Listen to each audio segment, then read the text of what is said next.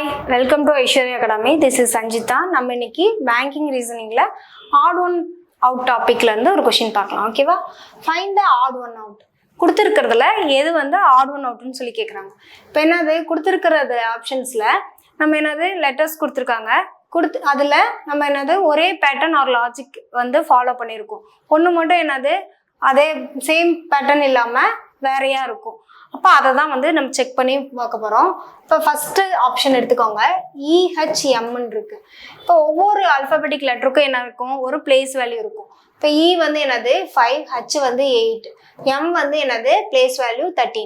இப்போ இதை கம்பேர் பண்ணி பாருங்க. இப்போ 5ம் 8ம் வந்து ஃபஸ்ட்டு 2 லெட்டரோட பிளேஸ் வேல்யூ ஆட் பண்ணால் என்ன கிடைக்குது, தேர்டில் கொடுத்துருக்க லெட்டரோட பிளேஸ் வேல்யூக்கு ஈக்குவலாக இருக்கா?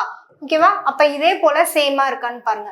GBIக்கு G7 B2, I வந்து என்னது 9. அப்போ இது ரெண்டையும் ஆட் பண்ணால் என்ன கிடைக்குது, ஃபர்ஸ்ட் ரெண்டோட பிளேஸ் வேல்யூ ஆட் பண்ணால் என்னது தேர்ட் லெட்டரோட பிளேஸ் வேல்யூ கிடைக்குது. ஓகேவா?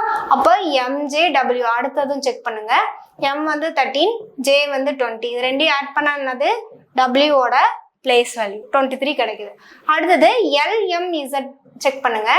L வந்து என்னது 12, M வந்து என்னது 13. ஆட் பண்ணா என்னது 25 வரும். ஆனா வந்து Z-ஓட பிளேஸ் வேல்யூ என்னது 26.